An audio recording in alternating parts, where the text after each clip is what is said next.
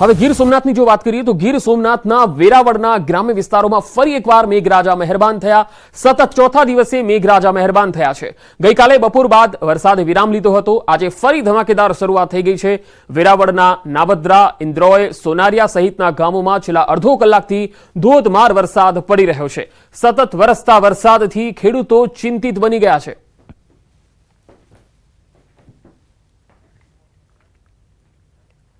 પોરબંદરમાં મેઘરાજાના વિરામ બાદ જનજીવન સામાન્ય થઈ રહ્યું છે। શહેરમાં વરસેલા ધોધમાર વરસાદથી અનેક જગ્યાએ વૃક્ષો ધરાશાયી થયા, પરંતુ પાલિકા તંત્ર દ્વારા ધરાશાયી થયેલા વૃક્ષો હટાવવામાં નહીં આવતા લોકોને હાલાકી પડી રહી છે। પાલિકાની કામગીરી પર સવાલ ઉઠી રહ્યા છે।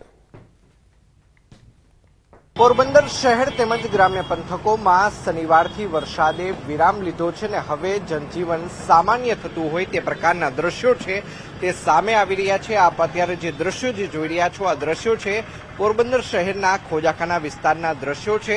ખાસ કરીને વાત કરવામાં તો જે પ્રમાણે ગુરુવાર અને શુક્રવારના રોજ ભારેથી અતિભારે વરસાદ વરસ્યો હતો। 600 mm થી પણ વધુ વરસાદ છે તે પોરબંદર શહેરની અંદર નોંધાયો છે। તેના કારણે અનેક વિસ્તારોમાં લોકોના ઘરોમાં પાણી છે તે ફરી વળ્યા હતા। સાથોસાથ વાત કરવામાં આવે તો અનેક જગ્યાએ વૃક્ષો ધરાશાયી થવાની જે બનાવો છે તે સામે આવ્યા હતા। ત્યારે અત્યારે આપ જે દ્રશ્યો જે જોઈ રહ્યા છો આ દ્રશ્યો ખોજાખાના વિસ્તારના છે કે જ્યાં આ વૃક્ષ છે તે છેલ્લા 3 દિવસથી ધરાશાયી થયેલું જોવા મળી રહ્યું છે। જોકે નગરપાલિકા દ્વારા આ ધરાશાયી થયેલા વૃક્ષને અહીંથી હટાવવાની તસ્દી સુદ્ધા લેવામાં નથી આવી રહી। ત્યારે નગરપાલિકા દ્વારા આ ધરાશાયી થયેલા વૃક્ષને ક્યારે હટાવવામાં આવે છે તે જોવું અતિ મહત્વનું બની રહેશે। અંકિત પોપટ, ન્યૂઝ 18 ગુજરાતી, પોરબંદર। પોરબંદરમાં કોસ્ટગાર્ડનું દિલ ધડક રેસ્ક્યુ ઓપરેશન। ગેબોનની કાર્ગો શિપના ક્રૂ મેમ્બર્સનું રેસ્ક્યુ કર્યું હતું। કોસ્ટગાર્ડે એરક્રાફ્ટથી રેસ્ક્યુ કર્યું હતું। ક્રૂ મેમ્બરની તબિયત લથડતા મદદ માંગી હતી। દરિયામાં ખરાબ હવામાન વચ્ચે રેસ્ક્યુ કરવામાં આવ્યું। તસવીરોમાં જોઈ શકાય છે કે ગેબોનની કાર્ગો શિપનું છે અને કોસ્ટગાર્ડે એરક્રાફ્ટથી રેસ્ક્યુ કર્યું હતું। ક્રૂ મેમ્બરને મેડિકલ સારવાર પણ આપવામાં આવી હતી। તો કોસ્ટગાર્ડે દિલ ધડક રેસ્ક્યુ ઓપરેશન જેના દ્રશ્યો સામે આવ્યા છે। ગેબોનની કાર્ગો શિપના ક્રૂ મેમ્બરનું રેસ્ક્યુ કર્યું। વધુ માહિતી સાથે પોરબંદરથી સંવાદદાતા પ્રતિશ ચીલુ જોડાયા છે। પ્રતિશ, આ રેસ્ક્યુ ઓપરેશનને લઈને શું વધુ માહિતી આવી રહી છે? જી પંકજ, જે રીતે હાલમાં દરિયામાં જે ખરાબ હવામાન જોવા મળી રહ્યું છે ત્યારે જે રીતે ભારતીય કોસ્ટગાર્ડને જે જાણકારી મળી હતી કે જે કાર્ગો શિપ છે ગેબોન દેશની અને તેમાં જે ભારતીય મૂળના જે ક્રૂ મેમ્બર છે તેની તબિયત છે તે લથડી હતી અને આને કારણે ભારતીય કોસ્ટગાર્ડે એરક્રાફ્ટ વડે જે દિલ ધડક રેસ્ક્યુ છે તે કર્યું છે અને આ જે ક્રૂ મેમ્બર છે તેને પ્રાથમિક સારવાર આપી અને તેમને હોસ્પિટલ ખાતે રિફર કરવામાં આવ્યું છે અને વધુ સારવાર છે તે હાલ આપવામાં આવી રહી છે। પંકજ જી પ્રતિશ, આભાર માહિતી આપવા માટે।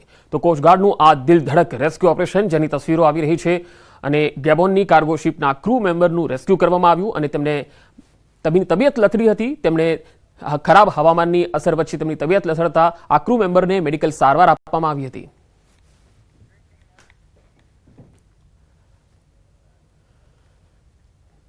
દ્વારકામાં દરિયાકાંઠેથી ફરી એકવાર ચરસ મળી આવ્યું છે। મોજપ દરિયાકાંઠેથી ચરસ મળી આવ્યું છે। 11.84 કરોડનું 23.63 કિલો ચરસ મળ્યું। દરિયાકાંઠેથી ચરસના 21 પેકેટ મળી આવ્યા છે।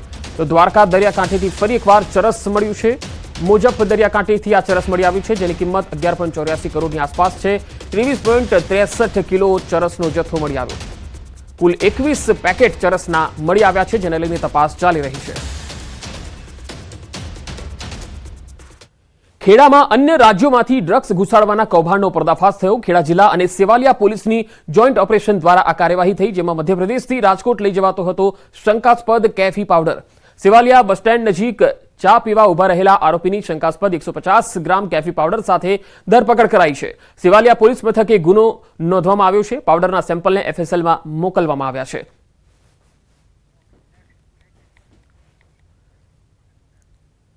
કોંગ્રેસના પૂર્વ MLA શિવાભાઈ ભુરિયાનું મોટું નિવેદન સામે આવ્યું। બનાસકાંઠાના થરાદમાં ખેંગારપુરામાં આયોજિત ચૌધરી સમાજના એક કાર્યક્રમમાં ભુરિયાએ આ નિવેદન આપ્યું છે જેમાં તેમણે કહ્યું છે કે પરથી બટોળને લઈને આ નિવેદન છે। આવી બાબતો સમાજે વિચારવાની જરૂર છે। આવો સાંભળીશું કે શિવાભાઈ ભુરિયાએ શું કહ્યું।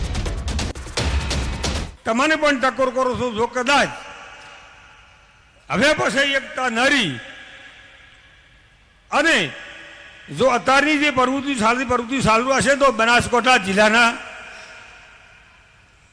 ઓજના સમાજને ભોગવવાનો વારો આવશે.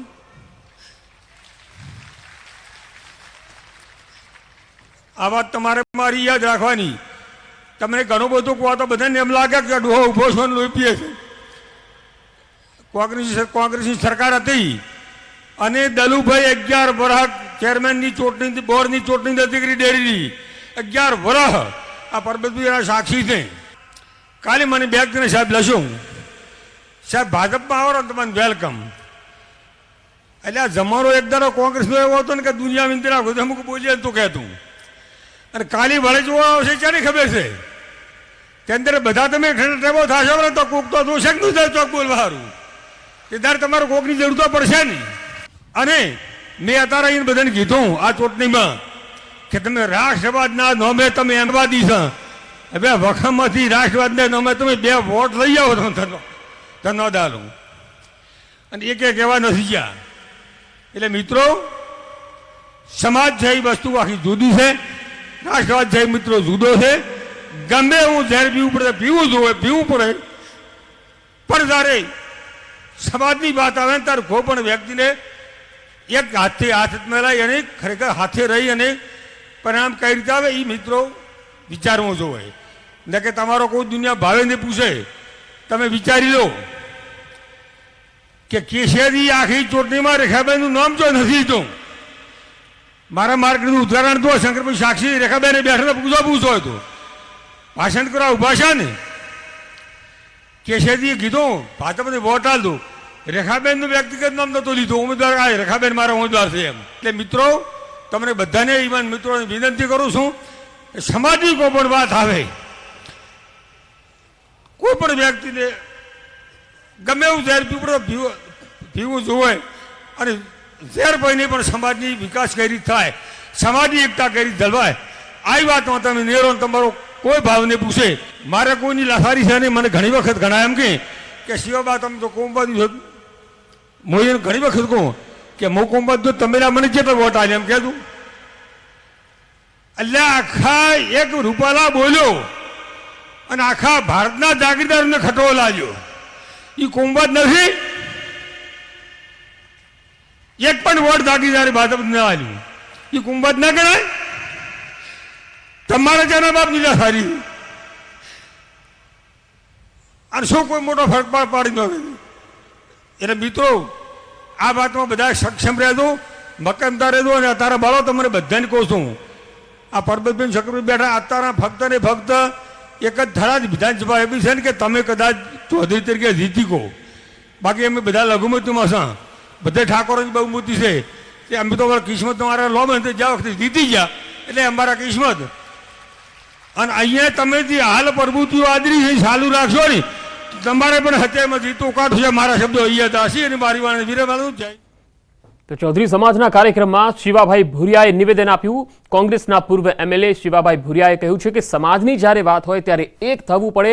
પરથી ભટોળ અને વિપુલ ચૌધરી લડ્યા અને ફેડરેશન ખોવાનો વારો આવ્યો. આવી બાબતો સમાજે વિચારવાની જરૂર છે કે જ્યારે સમાજના વ્યક્તિઓ હોય ત્યારે તેમણે એક રહેવું જોઈએ અને પોલિટિકલ પાર્ટીને એક સાઈડમાં રાખવી જોઈએ. પ્રચારમાં 2 પોલીસની ગાડી આગળ અને પાછળ રહેતી હતી. તેમણે ભૂતકાળની વાત પણ કરી. જ્યારે કોંગ્રેસનું શાસન હતું એ વખતે શું હતું.